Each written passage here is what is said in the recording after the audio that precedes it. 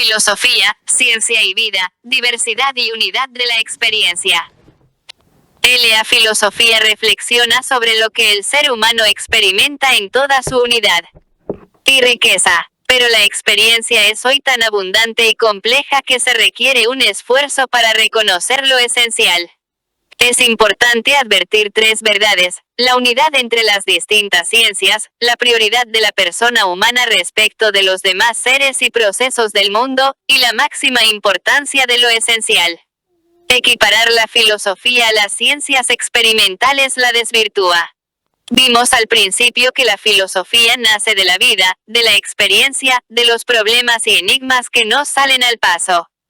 La actividad filosófica se configura como la reflexión radical acerca del sentido de las preguntas que la experiencia de la vida humana plantea. Ahora bien, esa experiencia no siempre es tan clara que favorezca una reflexión directa y un discernimiento de los tipos de problemas en ella implicados, puesto que no cualquier problema es filosófico o requiere una reflexión filosófica. Muchas veces los árboles impiden ver el bosque, pero también el bosque puede dificultar distinguir las diferentes especies de árboles. 1. Crecimiento y enriquecimiento de la experiencia.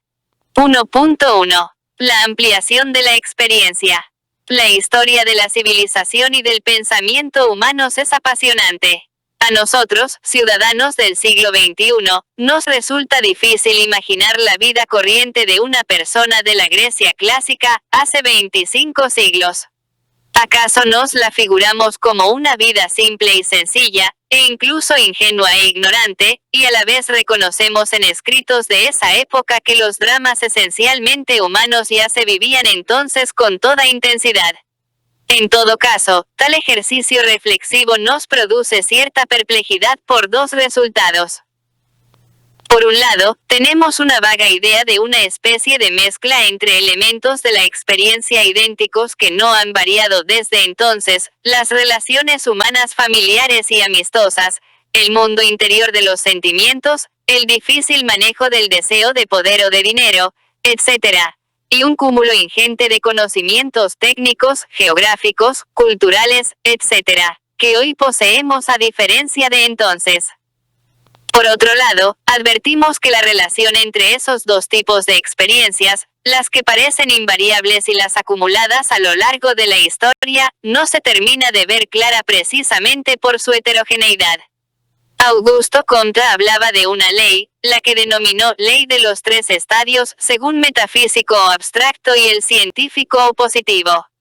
Y el paso de uno a otro, que se concibe como progreso, supone que cada vez nuevos saberes van ofreciendo respuestas más simples y racionales que las que se daban en el estadio anterior.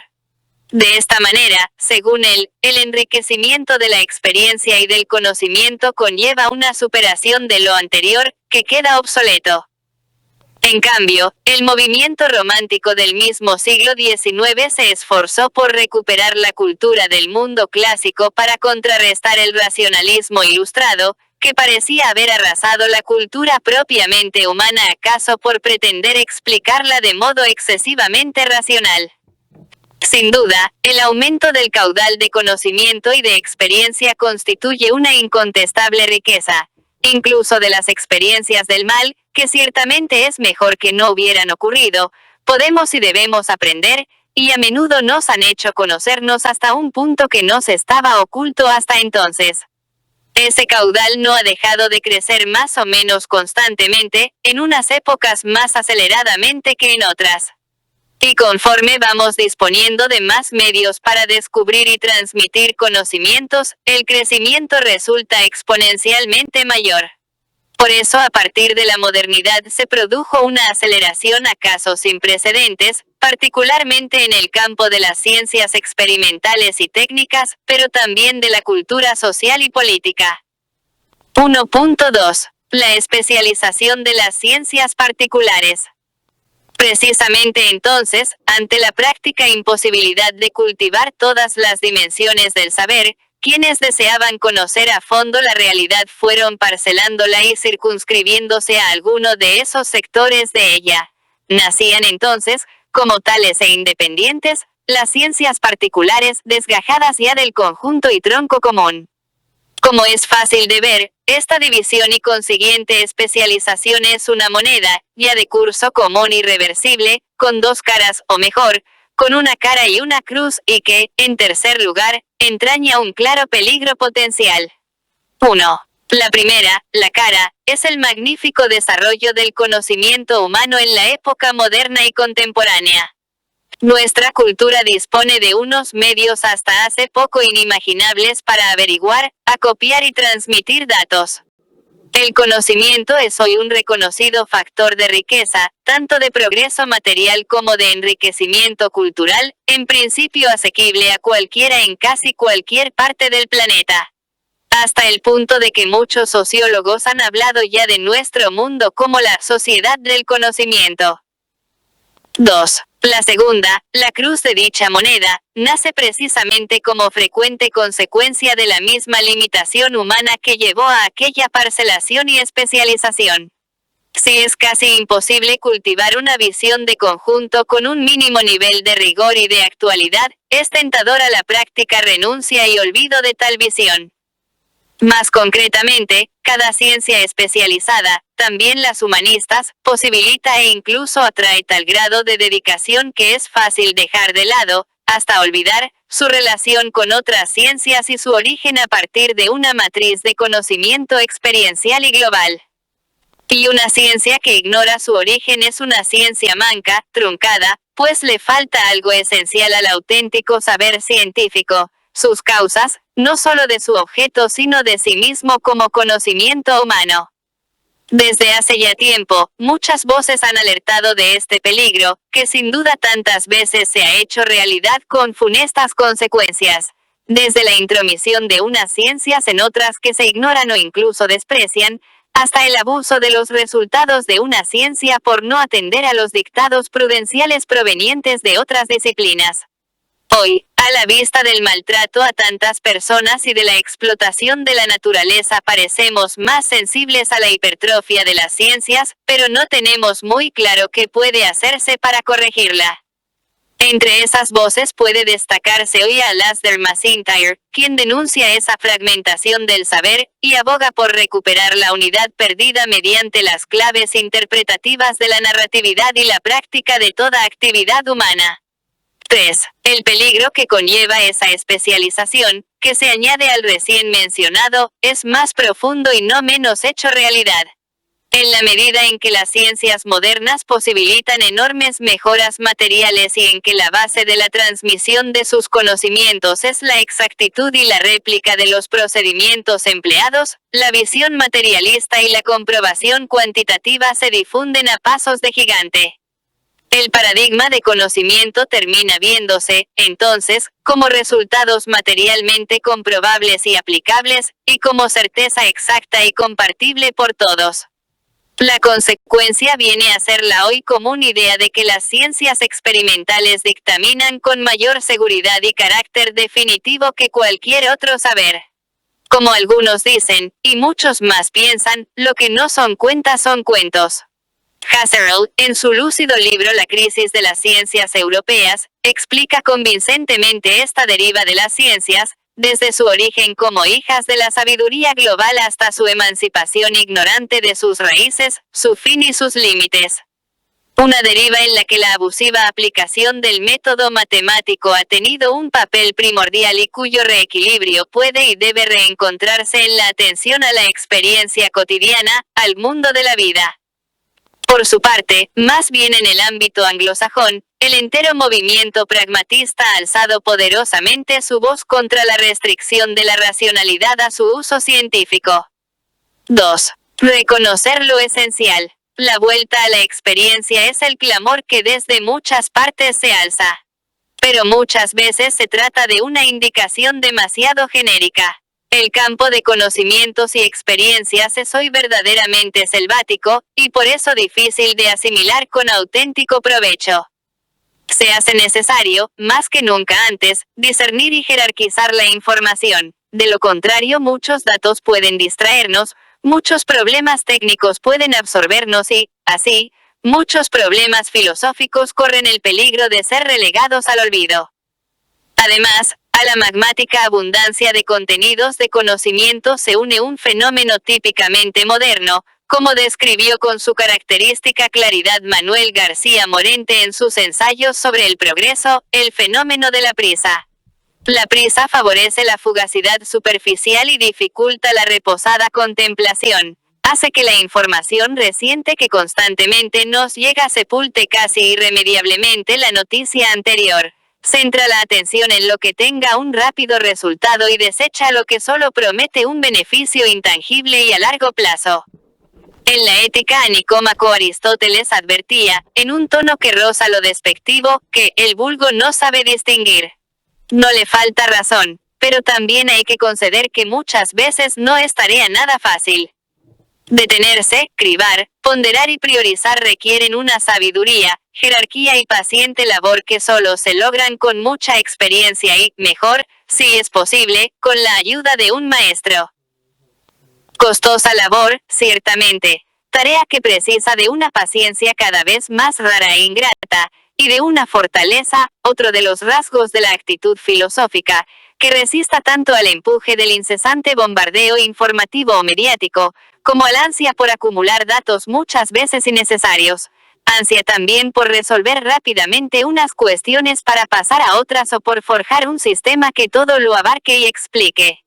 Pero ese virtuoso esfuerzo es ampliamente recompensado, pues una vez que se atisba en la propia persona esa capacidad de discernimiento y buen juicio, comienzan a emerger frutos valiosísimos y no menos útiles. Es más, son los más útiles de todos a largo y también a corto plazo. Dentro de ese valioso acertar a reconocer lo esencial en la maraña de lo superfluo, pueden señalarse tres géneros de verdades fundamentales que esa actitud y capacidad, que viene a ser la actitud y el ejercicio de la filosofía, alcanza a descubrir, la unidad entre los diversos saberes, la prioridad de la persona humana y la importancia de los problemas filosóficos. 2.1. La unidad entre los diversos saberes. Ya vimos cómo desde la modernidad proliferan y se consolidan diversas ciencias de modo autónomo, un proceso que continúa y que tiene visos de no detenerse. Las posibilidades de exploración de la realidad van iluminando dimensiones o aspectos nuevos de ella, con los consiguientes métodos particulares. Cada ciencia presenta sus propias tesis, las verdades que descubre y que formula en leyes. Es verdad que la ciencia más avanzada del siglo XXI, tanto en el ámbito de las humanidades como en el de la ciencia experimental, por ejemplo, la sociología más avanzada o la reciente neurociencia, reconoce la necesidad del diálogo y relación entre ciencias diversas. Hasta el punto de que la llamada interdisciplinariedad se ha convertido en un imperativo para el científico actual, y ya no solo un valor añadido en determinados proyectos de temática particularmente compleja. Sin embargo, esa interdisciplinariedad, dejando a un lado que su logro no siempre es tan real y frecuente como parece, es parcial, porque se mueve solo en cierto ámbito de realidad, o el experimental o el social. Establece ciertamente relaciones entre ciencias, metodologías y verdades diversas, pero no aspira a relaciones universales de todo el saber. Y cuando aspira, lo que en realidad sucede es que un ámbito termina invadiendo y fagocitando el otro, sin reconocer su heterogeneidad.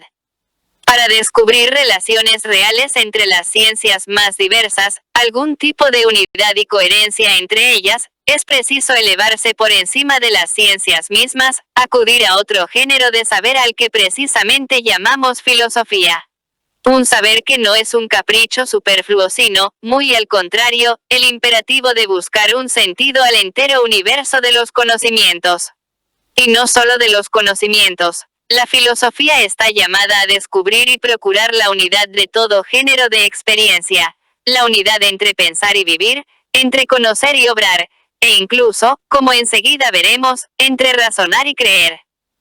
De hecho, resulta interesante observar que en el fondo todos nos hacemos, con mayor o menor conciencia, una idea global y de sentido del mundo y de la vida, una cosmovisión, de igual modo que todos nos hacemos una idea de nuestra filosofía de vida. No es casual, ni meramente instintivo, esa tendencia del espíritu humano. Necesitamos sentido global, unidad de sentido como el aire para respirar. Allá donde falte o se pierda aparecen incluso graves patologías, como ya comenzó a advertir el eminente filósofo y psiquiatra Karl Jaspers.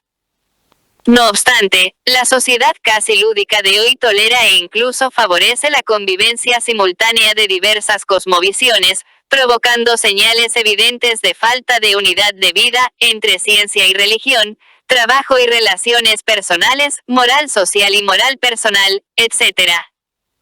La filosofía es tan audaz, y por ello siempre tarea inacabada, que pretende la unidad de sentido de la entera vida humana y de todo el conocimiento.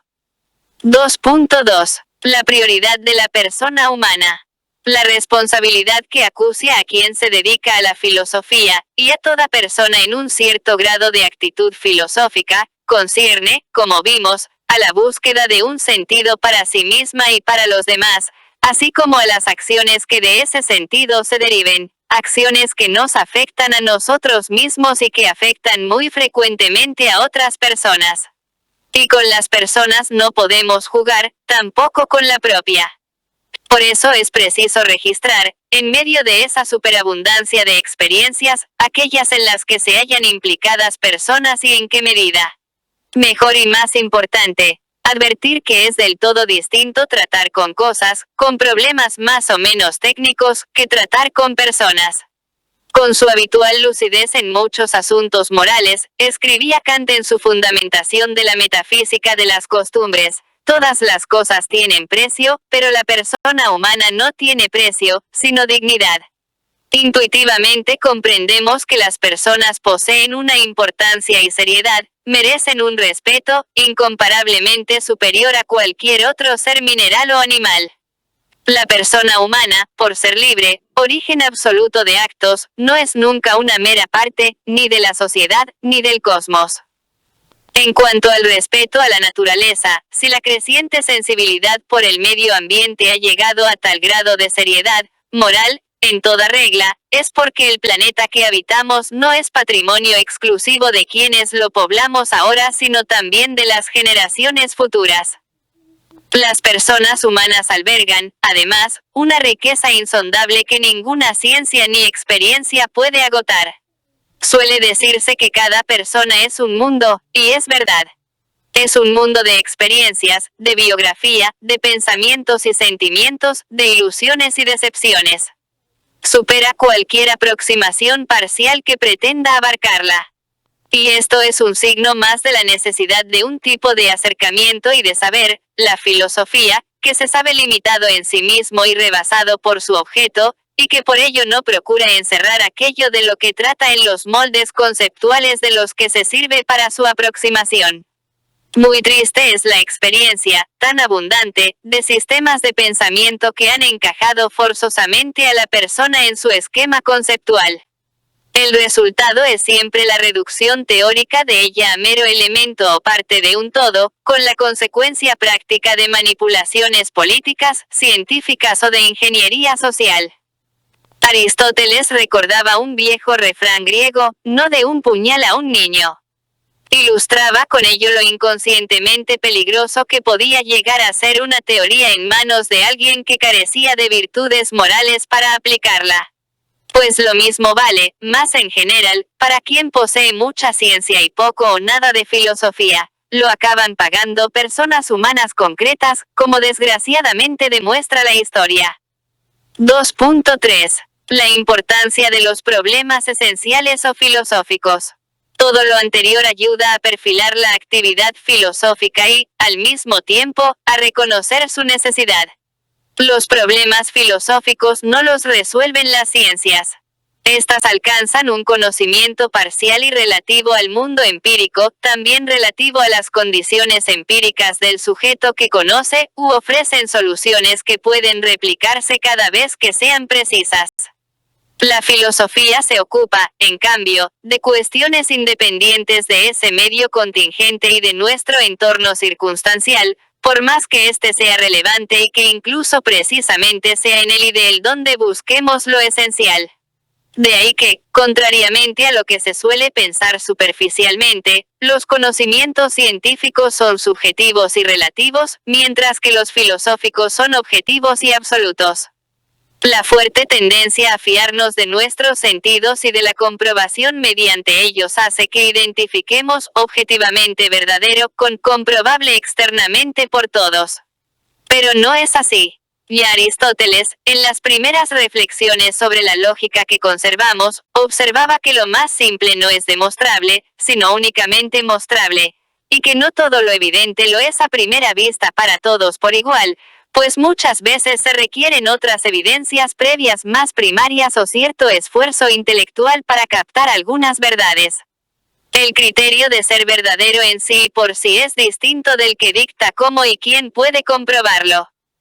Enseguida se replicará que las ciencias son más objetivas que la filosofía por el sencillo hecho, no ya de la unanimidad o consenso que suelen alcanzar aquellas, sino también de su avance progresivo y acumulativo en el tiempo.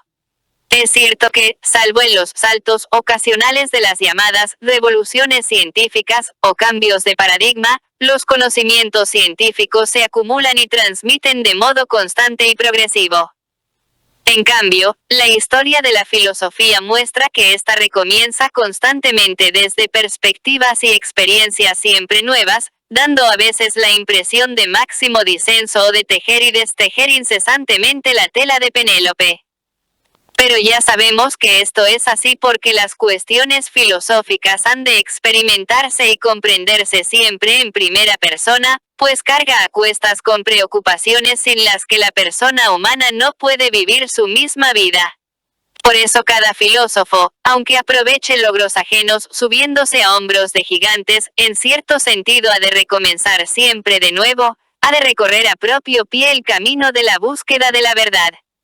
En el fondo, como ya se vio, esa diversidad de planteamientos y propuestas se debe, en primer lugar, a que las cuestiones de las que se ocupa la filosofía son de suyo inabarcables y susceptibles de múltiples perspectivas. Y, también, a que son problemas de sentido, de vida, que solo se captan viviéndolos personalmente. No pueden aprenderse, ni siquiera su planteamiento, en un libro, en una clase, en un curso acelerado, en un máster. La filosofía no se hace de segundas o de oídas sino personalmente. Es verdad que la historia de la filosofía parece, entonces, un enjambre de propuestas dispares y dispersas, difícilmente asemejable a una ciencia metódica. Sin embargo, una mirada más penetrante descubre en ese profuso y a veces confuso panorama una unidad de preguntas, cuya formulación y desde luego cuyas respuestas se presentan, eso sí, de muy variadas maneras. Precisamente ese carácter hondamente personal de los problemas filosóficos, que afectan globalmente al sentido de la vida humana, los hace absolutos, dignos, merecedores de la máxima atención. Los cultivadores de la filosofía no deben tener ningún complejo de inferioridad frente a las ciencias experimentales. Ellos sí que se ocupan de las experiencias más originarias e inmediatas de la vida, siendo la experiencia científica una clase de experiencia en realidad superpuesta sobre la ordinaria. Quien se dedica a la filosofía tiene la importante misión de recordar este sencillo hecho, y de prevenir el peligro de que cualquier experiencia superpuesta o derivada, como la científica, oculte la experiencia más esencialmente humana y personal. Max Scheler declaraba con gran seguridad, ante los mencionados reproches de los científicos hacia los filósofos, todos estos reproches, que no provienen de esta o aquella configuración histórica de la filosofía sino de su esencia misma, son de hecho tanto como sus títulos de nobleza. Al tiempo que reconocía que la individualidad de la experiencia filosófica no está reñida, sino muy al contrario, con la colaboración y el necesario diálogo entre colegas.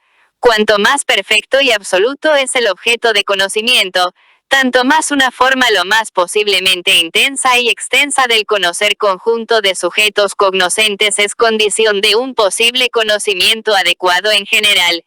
Y en tanta más amplia y profunda relación histórico-social han de enraizarse los sujetos cognoscentes. Por cierto, qué lógico resulta, entonces, que los filósofos tengan en cuenta todos los campos de experiencias profundas, también las religiosas.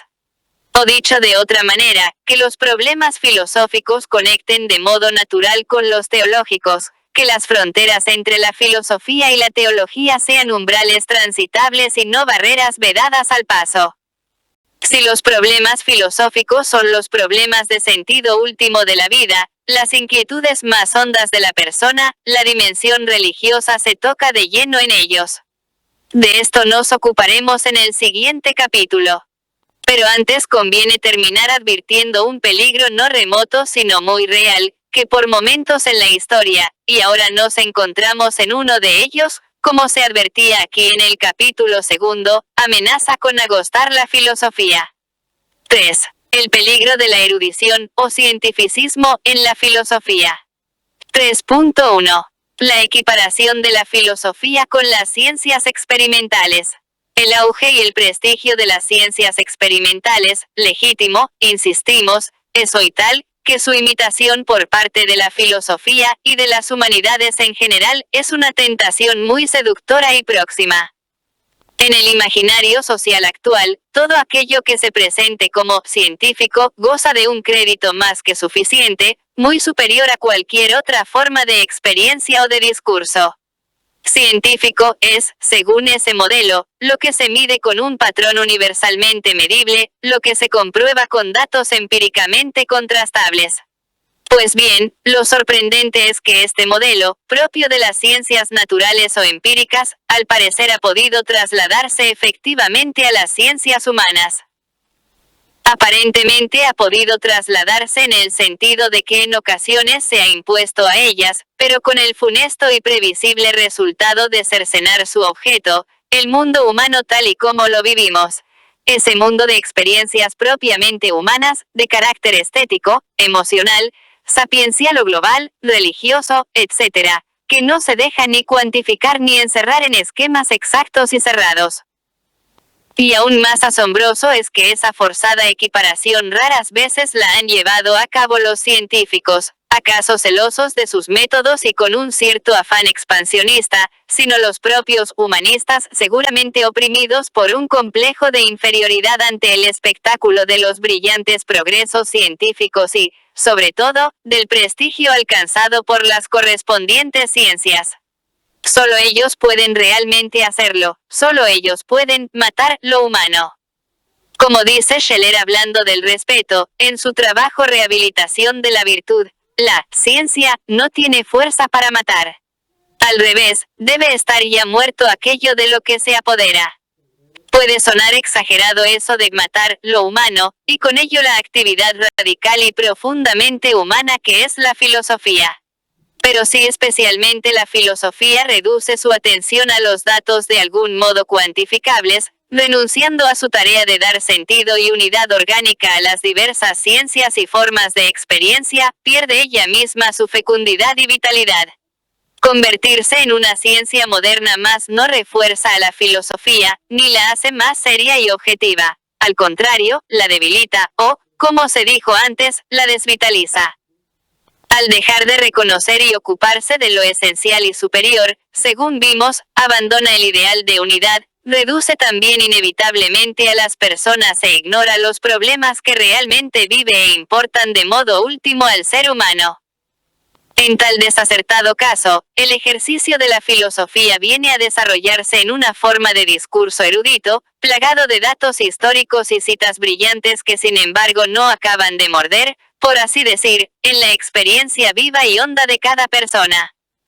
La filosofía deviene entonces historiografía, e incluso no pocas veces arqueología de textos filosóficos o mero pasatiempo formulado en una jerga inteligible únicamente por sus propios cultivadores. Además, como hoy día hay suficientes medios para mantener una actividad de ese tipo, mediante publicaciones cuidadosamente estandarizadas y jerarquizadas, así como instituciones y procesos de control de lo que se escribe, estudia y enseña, una filosofía de ese estilo parece subsistir como enfermo mantenido vivo de modo artificial. Así expresaba Gilson, en su amor a la sabiduría, la enorme diferencia entre solo conocer y vivir lo conocido. La diferencia que estoy tratando de describir se halla menos en una cualidad excepcional de la mente que en el deseo de alcanzar una posesión activa y personal de la verdad filosófica. En la mente de un hombre que ya ha nacido a la vida filosófica, las ideas no se siguen simplemente unas a otras, aunque sea en una secuencia lógica, como ocurre cuando las leemos por vez primera en un libro. No están simplemente asociadas en un proceso de razonamiento y según las exigencias de la demostración. No se colocan meramente en su sitio como las piezas de un rompecabezas rigurosamente diseñado. Más bien diríamos que se funden en un todo orgánico, animadas interiormente por una única vida y capaces de asimilar o rechazar espontáneamente, según las leyes de su propio desarrollo interno, el alimento espiritual que se les presenta. Por si fuera poco, ese rebajamiento, que por supuesto se presenta, en cambio, como elevación en calidad, exigencia y rigor, no le sale gratis a la filosofía. Si se aviene a ser una ciencia más, deberá resultar útil. Todo ejercicio filosófico ha de encontrar aplicaciones prácticas. Tendrá que ofrecer resultados que resuelvan problemas sociales y que mejoren la calidad de vida de las personas, olvidándose de aquellos presuntos problemas que al fin y al cabo carecen de una posible solución definitiva y comprobable, problemas sin los que en realidad, se dice, se puede vivir. 3.2. Desencanto y recuperación de la filosofía. No puede extrañar, entonces, que la filosofía así entendida atraiga poco o nada a quienes se acercan a ella con sed de sabiduría y de respuestas a las profundas inquietudes humanas. Más bien, saldrán despedidos de ese estéril ambiente académico. Por eso, cuanto más se propague esa visión de la filosofía, más urgente es mantener, o a veces ya incluso recuperar, su verdadera y genuina esencia. Porque, además, si la filosofía abandona su tarea y puesto, deja un vacío que inevitablemente llenarán, otra vez, los mitos, o la ciencia moderna convertida en mito. Y es que el ser humano siempre se hace, ya lo sabemos, una idea o concepción global del sentido de su vida y del mundo que habita, una idea absoluta, o mejor de lo absoluto, que entrevé y a la vez sabe que le supera. Resulta entonces algo a primera vista paradójico, pero que se comprende bien si recordamos que la filosofía es amor y búsqueda. La filosofía solo ve garantizada su esencia si se admite que su objeto es una verdad que le sobrepasa. En la filosofía griega, la razón superaba a los mitos, la conciencia moral, a las costumbres, el amor a lo universal y divino, a la inmanencia de lo cambiante y contingente. Con la llegada del cristianismo, por cierto, los contenidos de la fe revelada superaban a lo que podemos conocer o prever por la sola razón. De manera que tal superación no significó limitación o abandono, sino estímulo y esperanza. Con la fe y la teología, la filosofía se puede entender a sí misma como, a la vez que su ancilla sirva de la teología, decían los escolásticos medievales, y justo por ello, superior e iluminadora del saber científico. Sin la fe, toda la jerarquía del saber acaba desapareciendo, quedando muy mal parada la filosofía, y por supuesto la teología. Cruda pero claramente lo expresaba Scheler en su bello libro La esencia de la filosofía y la condición moral del conocer filosófico, solo como, libre sirviente, de la fe, la filosofía es capaz de conservar la dignidad de una reina de las ciencias, y si se atreve a comportarse como señora de la fe, tiene que convertirse necesariamente en criada e incluso en esclava y prostituta de las ciencias. La historia de la filosofía confirma, en efecto, la verdad de esta tajante afirmación. No extrañará ahora que, en medio de una profunda crisis de confianza en la filosofía como la que padecemos, una de las voces más potentes y valientes en su defensa haya sido la Iglesia Católica. He aquí unas lúcidas y alentadoras palabras de dicha apología de la filosofía en el documento más reciente y explícito al respecto, la encíclica Fides et Ratio. Como acertadamente se ve en ellas, lo que está en juego no es una cuestión meramente intelectual o académica, sino la unidad interior del hombre contemporáneo. De ello nos ocupamos ya con más detalle en siguiente capítulo. Sé bien que estas exigencias, puestas a la filosofía por la palabra de Dios, pueden parecer arduas a muchos que afrontan la situación actual de la investigación filosófica. Precisamente por esto, asumiendo lo que los sumos pontífices desde algún tiempo no dejan de enseñar y el mismo Concilio Ecuménico Vaticano II ha afirmado, deseo expresar firmemente la convicción de que el hombre es capaz de llegar a una visión unitaria y orgánica del saber. Este es uno de los cometidos que el pensamiento cristiano deberá afrontar a lo largo del próximo milenio de la era cristiana. El aspecto sectorial del saber, en la medida en que comporta un acercamiento parcial a la verdad con la consiguiente fragmentación del sentido, impide la unidad interior del hombre contemporáneo. ¿Cómo podría no preocuparse la Iglesia?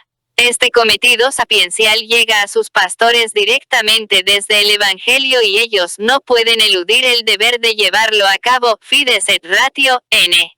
85. Para seguir leyendo.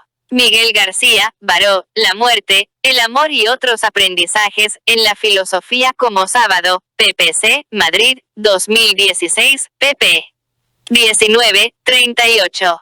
Juan Pablo II, Introducción. Conócete a ti mismo, en Fides et Ratio, 1998, NN. 1, 6. Accesible online en Max Scheler, distinción entre el hecho de la concepción natural del mundo y el hecho de la ciencia, en la esencia de la filosofía y la condición moral del conocer filosófico, con otros escritos sobre el método fenomenológico, edic. Encuentro, Madrid, 2011, pp. 176, 212.